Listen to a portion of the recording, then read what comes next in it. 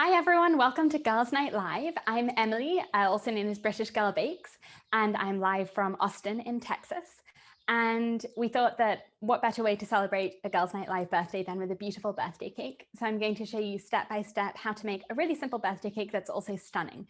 And it's simple enough that you can make even if you've never decorated a cake before. And you can follow along with me or hopefully use these steps to recreate your own birthday cake for someone special later on.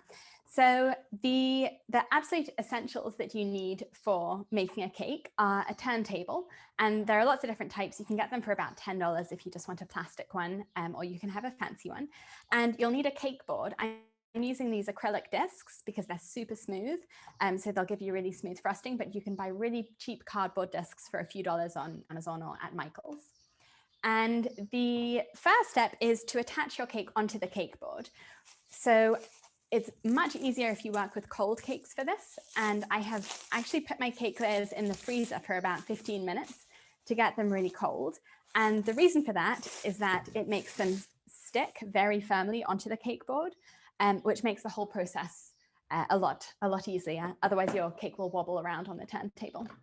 You're going to need some buttercream or whatever frosting you want to work with. Some people like whipped cream or meringue buttercreams. So you can use whatever you prefer. I call it my 4-minute buttercream. The recipe's on my website. It's britishgirlbakes.com. And it's a super simple buttercream. It takes 4 minutes to make and only has, I think it's 5 ingredients. So it's butter, powdered sugar, salt, vanilla, and cream or milk. So very simple to make with ingredients you'll already have. And it forms a delicious but also very stable buttercream. So it works really well for stacking cakes and for decorations that won't fall apart. So you attach your first cake layer onto the cake board with a dot of buttercream, and that acts as glue. So your cold cake is going to chill that dot of buttercream over a few minutes. And then when you move the cake, it won't wobble around. And I'll show you that after it sets in a moment. And for each layer of cake, I'm going to be doing a 3-layer one. You're just going to scoop up a little bit of your buttercream, put it on your cake, and spread it all the way up to the edges. And what's really important with your buttercream is when you're not working with it, you need to keep it in an airtight container. So that could be a Tupperware or a bowl with a lid, or just cover it tightly with cling film or saran wrap. And that way it stays airtight so it won't dry out, because when it dries out, it crusts and gets a really hard surface, which then when you stir it will make hard lumps in your buttercream. And as you can see, well, maybe you can't see, I'll show you over here. The cake layers that I baked, sorry, let me just quickly toggle this. Okay, the cake layers that I baked are not perfect. You can see this one actually came out from the pan very badly, so it doesn't have a nice smooth finish, but it really doesn't matter, because once you have assembled your cake and once you've covered it with frosting, you're not going to see the interior at all, so it's fine if it doesn't look perfect. We're going to make it look perfect on the outside. And so there's 2 layers. As you put each one down, you should crouch down to eye level and just make sure that it's lined up straight. Otherwise, if your cake layers aren't directly on top of each other, your cake will be leaning to one side, which is not a good look. So I'm going to do another layer of filling now, and it's exactly the same. You just scoop up some buttercream or whatever frosting you're using and spread it to the edges. This large tool I'm holding is called an offset spatula. And the reason it's offset is it has this little, hold it so you can see it, this little lip here, and that just makes it the easiest to spread frosting onto a cake as filling and for the frosting as well. And I'll put on my final layer here. If you're an Amazon shopper, I do have a storefront on Amazon. It's just amazon.com/shop/BritishGirlBakes, and that lists all of my favorite tools. So if you would like to get for yourself anything that you can see today, so that you can make your own cake, it's all listed there, all of my favorite brands. And if you've seen my videos on YouTube or Instagram or my cake school, then you'll know my aim is to create really stunning cakes that are really simple to make. So anyone can do it. You just have to follow the steps, but also without a large investment. So I don't want you to have to run out and buy 100 different things just so you can make a simple cake. So most of the cakes that I decorate, I'll use parchment paper or a spoon or a fork or some simple tool that you already have in the house, so that you don't need to invest a lot in the decoration of your cakes. The cake we're going to make today, this is called a crumb coat, and you need it for every cake that you make, and it's just a really thin layer of frosting that you spread onto the cake before you put your final coat of frosting on. And the entire purpose is that it's going to catch all of the crumbs that come off the cake, and all of those crumbs will get stuck in this layer of frosting, so that then when this layer of frosting sets, the crumbs won't get into your final layer of frosting, so you won't get any crumbs in that. So because the only purpose of this layer of frosting is to trap the crumbs in, it doesn't need to be neat. It's going to be completely covered up. So you can just spread your frosting on. It's a good opportunity to practice before you get to your final coat, so that you get familiar. Every batch of buttercream is going to be a little bit different. The consistency changes based on how much milk you add and even the temperature and the humidity. So every cake you make, it's helpful to do the crumb coat, because you can get used to that and learn how this particular batch of buttercream behaves. And then by the time you get onto your final coat of frosting, you'll be really comfortable with the technique and also with the consistency of your buttercream. So Emily, we had a question about the cake.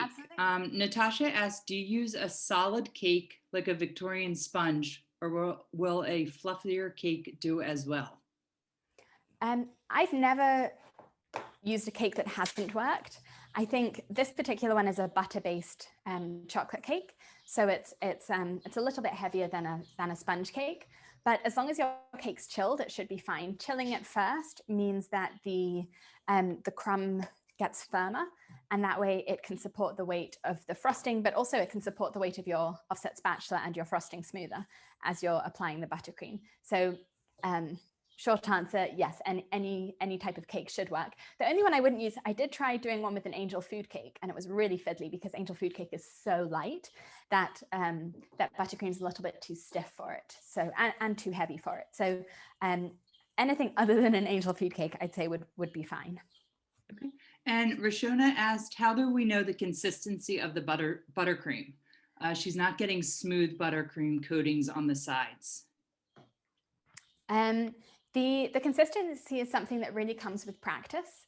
I think after you've made a few cakes, you'll start to recognize when your buttercream is too stiff versus too runny. But there are some tricks that you can use to test for it. The first is that when you're stirring your buttercream around in the bowl, it should be very easy to stir. It should feel like one of the runnier peanut butters that you can stir very easily without using a lot of arm strength. And then the next one is if you scoop up, I'll show you on the next coat of buttercream actually, so I can give you a better visual. I'm going to set this aside so it can set. And I'll show you now with this buttercream. Get this out of the way. Okay, so I haven't forgotten your question. I'm going to answer that now. Let me just show you quickly here. How can you increase the amount of frosting? SK Lois usually makes 2 batches to make sure there is enough. Typically, a recipe should say how much frosting you'll need for a specific size of cake. For an 8-inch cake, you would need 5 sticks of butter and a 2-pound bag of icing sugar.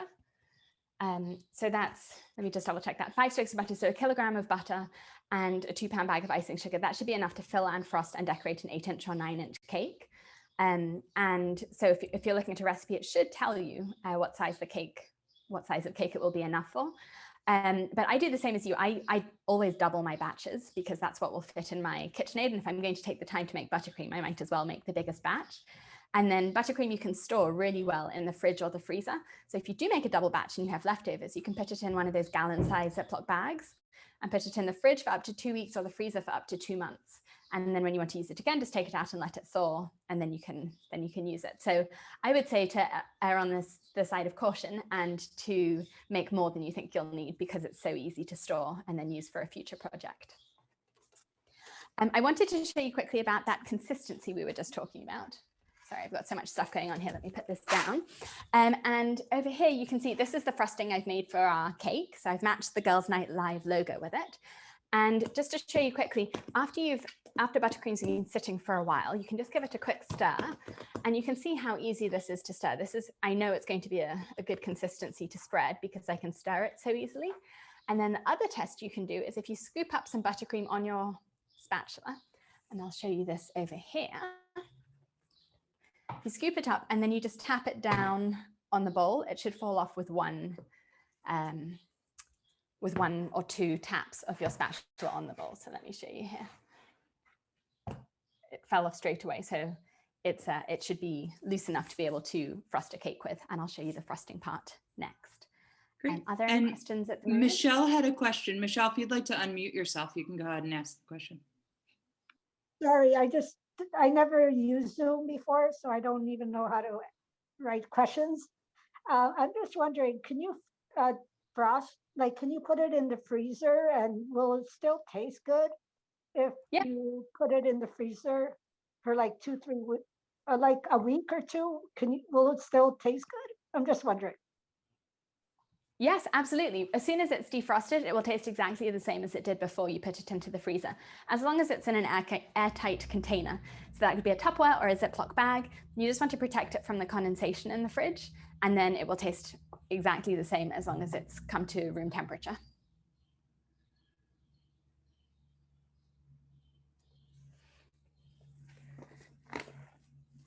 Okay.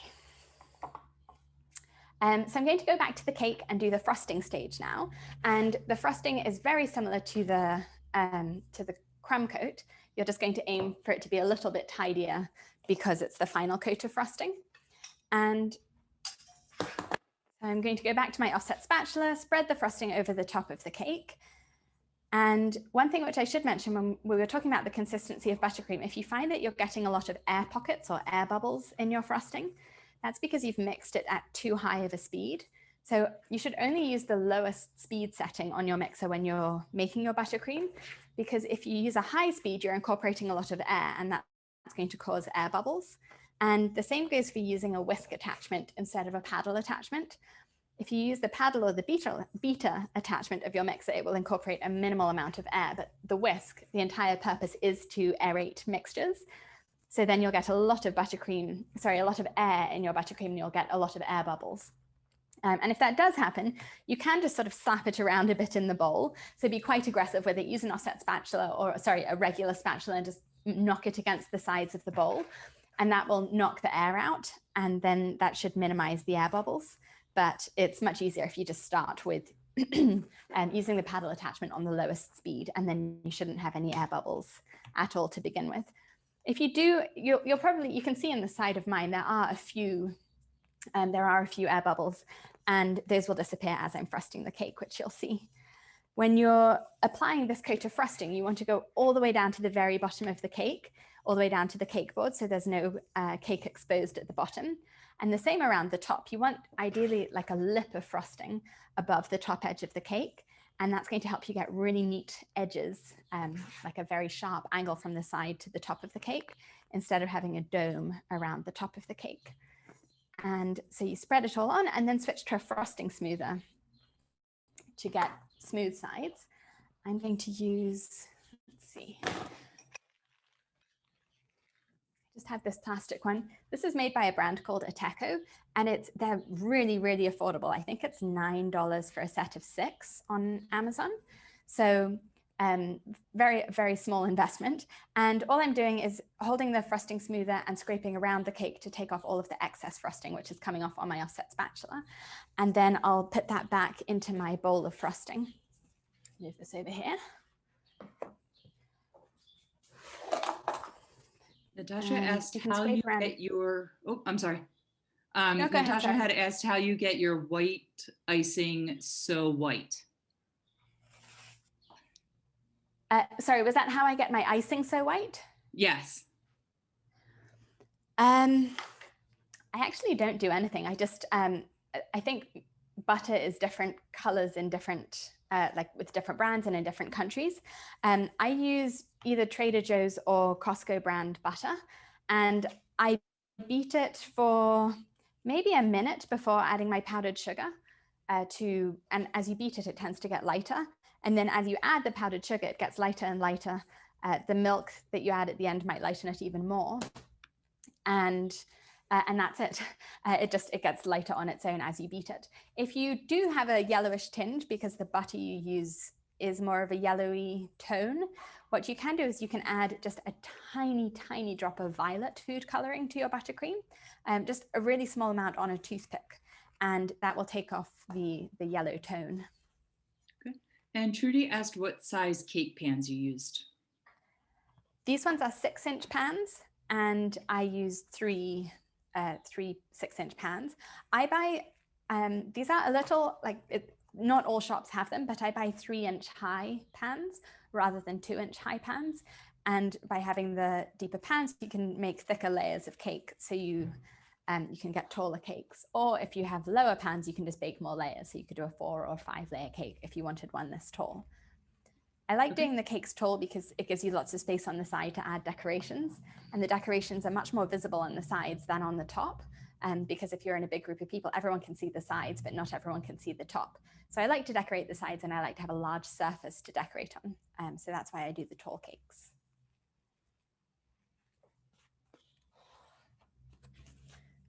Okay. So I'm going around a few times with my frosting smoother. And if you notice any air pockets as you're scraping around, you can touch those up by spreading a bit more buttercream on top. So here there are some markings. So I'm just taking a little bit of frosting on my offset spatula and spreading over that area. A little bit here as well. And then I'll scrape around again. And that should smooth everything out completely until you have really nice smooth sides. And then the final step is to do the top of the cake. And to tidy up the top of the cake, you switch back to your offset spatula, and you have to wipe off all of the frosting before you do this. Otherwise you'll drag any frosting on the offset spatula back onto the top of the cake. So for really neat edges, wipe it clean after each time you use it, and scrape from the outer edge of the cake towards the middle. And that's going to pull the frosting with it and leave you with a nice smooth edge. So I'll tidy up the offset spatula and then scrape from the outer edge towards the middle. And then you can see it has a nice angle around the top of the cake. And Lisa is asking the name of the company that the smoother was from. That smoother is made by a brand called Ateco, A-T-E-C-O. And I think it's sold on Amazon as a plastic bench scraper rather than a frosting smoother.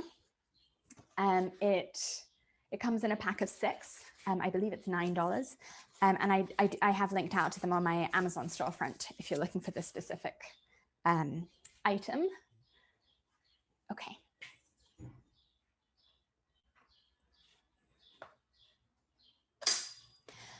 Okay, so the frosting on the cake is smooth.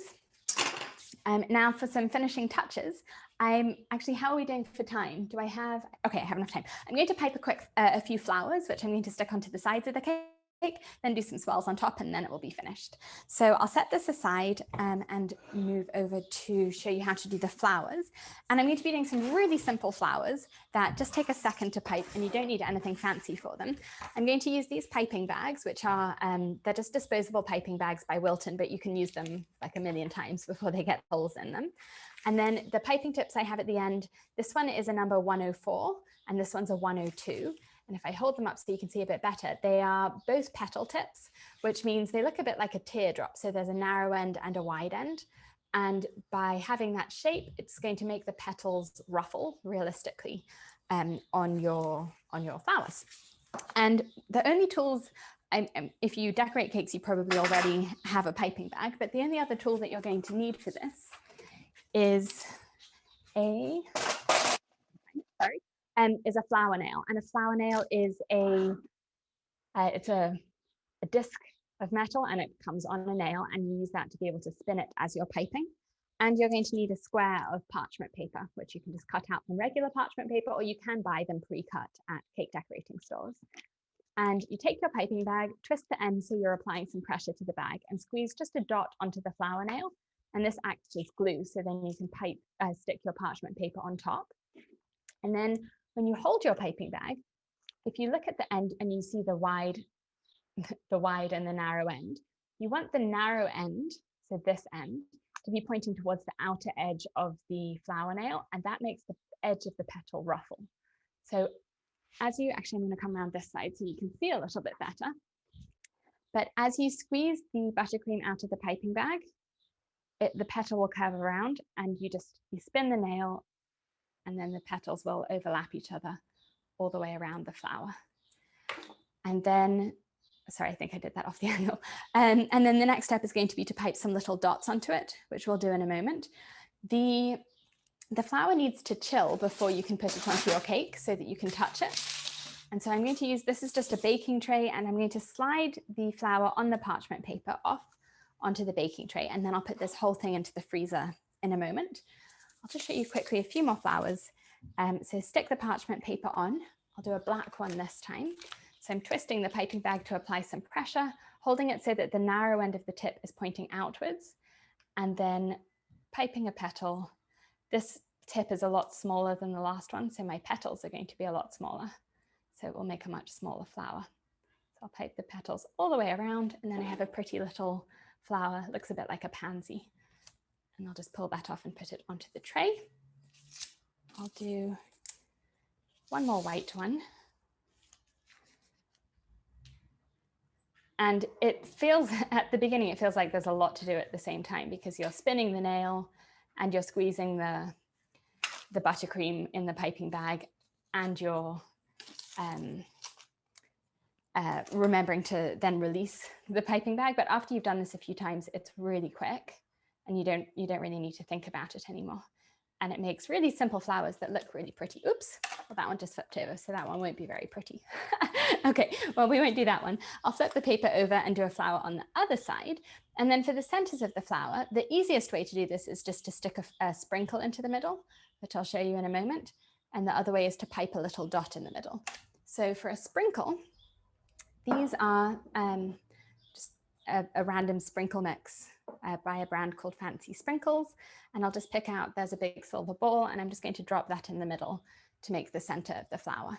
And then I'll pull this off, stick it on the baking tray, and I'll just grab a few more and put them in the middle of the white flowers. And if you want to, you can, I'll do that for this one, you can add a few to the center to make a little triangle of balls. Hold these up so you can see a bit better. And then for the black flower, I'm going to pipe on some little dots to fill up the center of the flower. And to do that, I'm going to take my piping bag. And what's really nice about, I don't know if you noticed, but these piping bags have something called a coupler on the end. And what that does is it's a little screw that you put into the bag before you put the piping tip on, and then you can just unscrew it and put a different piping tip onto the end. So I'm going to use, this is a number 4 tip, which is a very, very small circle. And I'll just use this screw to attach it again. And then I don't have to change to a brand new piping bag to pipe some more white. So, wipe this off. This is the flower I destroyed earlier. So here are the flowers, and I'm just going to use the white piping bag with the number 4 round tip to pipe a little dot in the middle of this flower. So that's the other way you can do this. You can stick a sprinkle in the middle, or you can pipe on a little dot. It looks really similar. So it's just up to you which one you prefer. And then what I'm going to do now is put this tray of flowers into the freezer for just a moment. They probably take 2 minutes to freeze, and then I'll be able to pick them up and put them onto the cake. And while they're freezing in the freezer, I'm just going to pipe some swells onto the top of the cake to give it a little bit of height, and then we'll decorate the sides of the cake with the flowers. So to do the swells on top, I'm also going to use a piping bag, and I'm going to use a tip which is called a 1M tip. And this is a tip, I'll show you what it looks like over here, but this is a very standard tip. It's the same tip that you would use to pipe a cupcake. So most people will have one of these.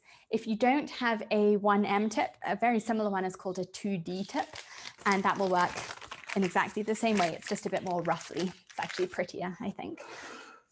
And I'm going to scoop up some of this buttercream into my piping bag.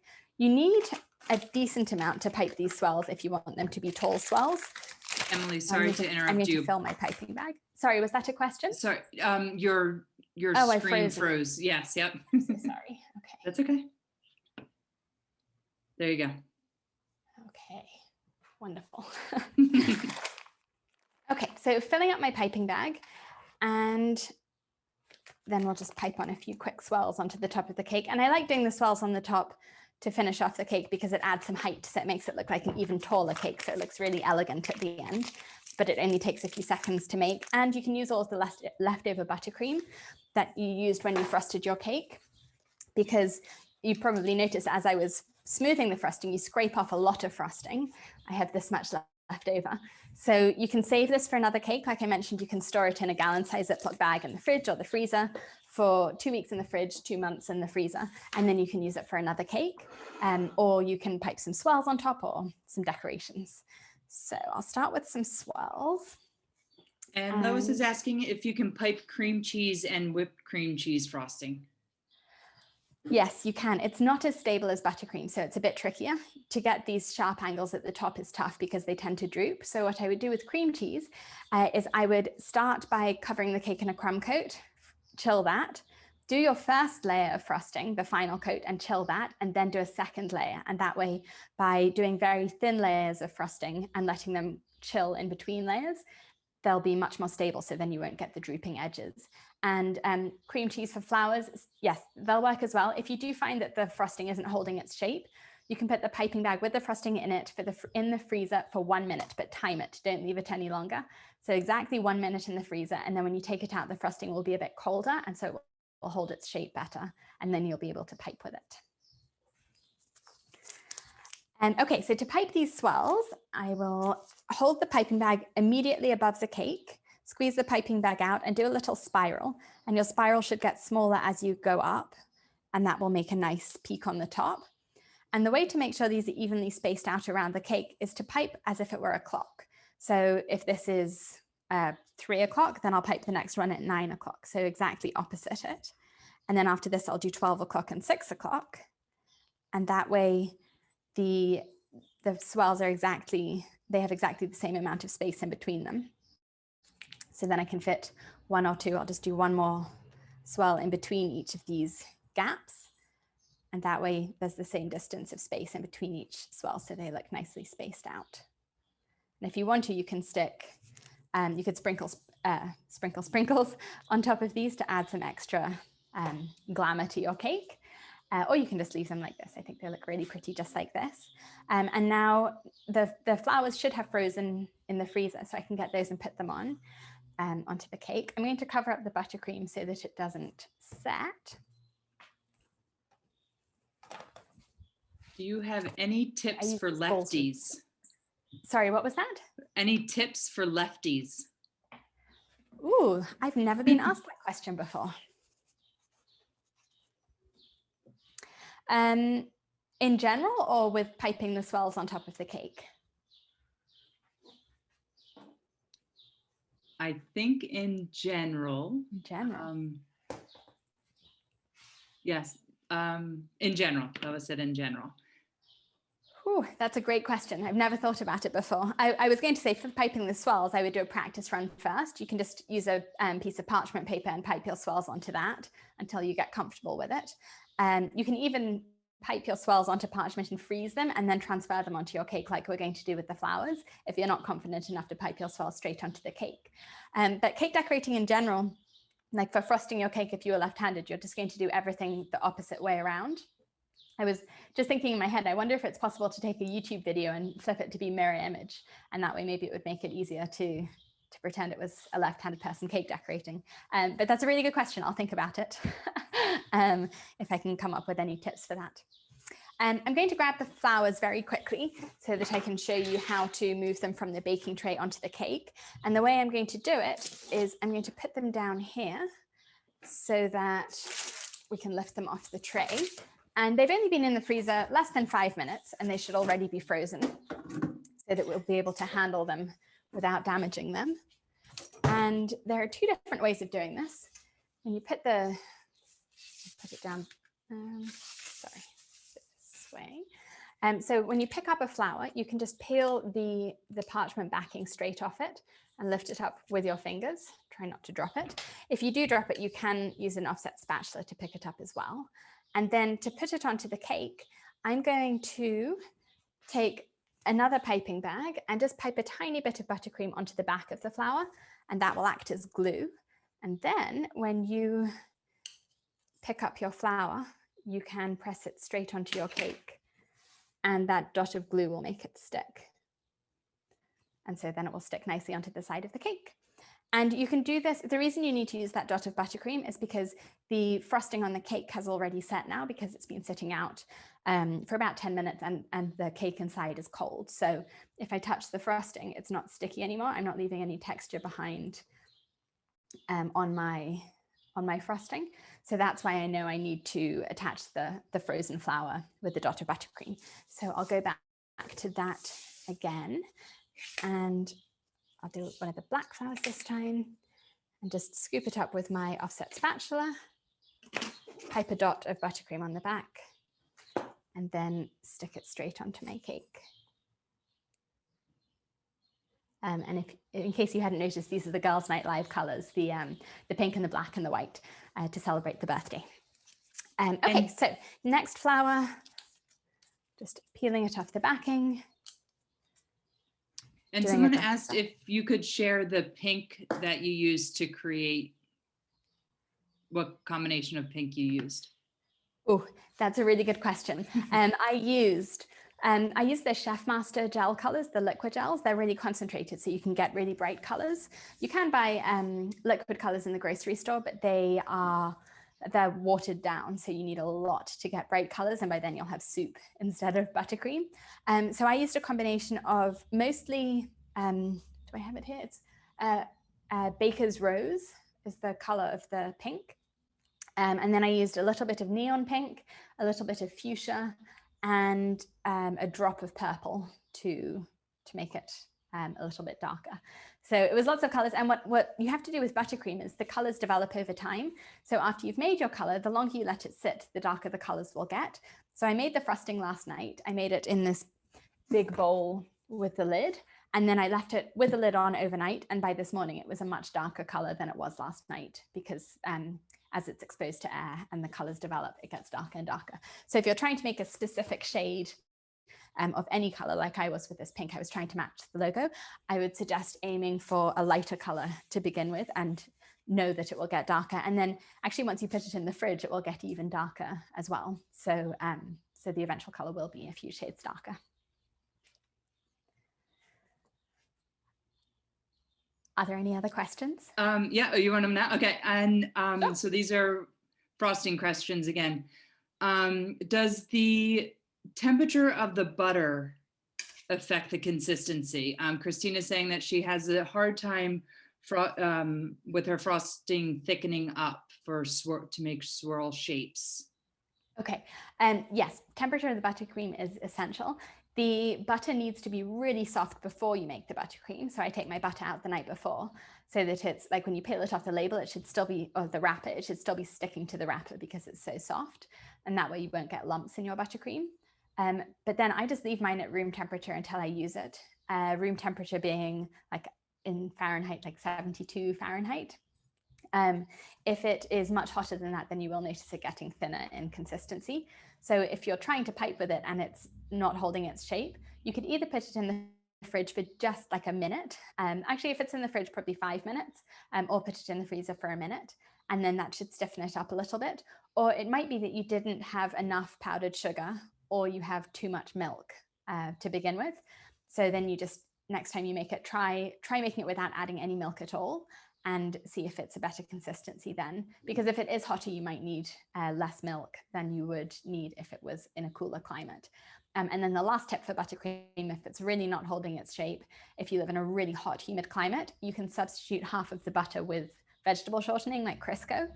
I don't think it tastes exactly the same, but you can add a little bit of artificial vanilla essence, the clear kind, and that takes away the taste of the shortening much better than real vanilla does. So still add the real vanilla to the recipe, but also add that artificial to take away the shortening taste. And Natasha asked if you flavored the buttercream today. I just had vanilla in it. And Peg is asking, how early did you start baking? It's about 10 years ago now. I don't have I don't know what a traditional baking story is actually, but I didn't grow up baking. And so I started off as a lawyer, and then I taught, and then I decided I wanted to get into cake decorating. So I was living in Costa Rica at the time teaching English, and I ended up opening a cake shop there, which I had for 3 years, and I loved it. But then I met my husband and we moved to Los Angeles. And so I started managing other people's cupcake shops there. And then I ended up teaching because I had children and I wasn't ready to leave them in daycare. So I started teaching classes online and making YouTube videos. And then I started an online cake school so that I could teach while also being home with my kids. Thank you. That's all the questions for right now. Okay, fantastic.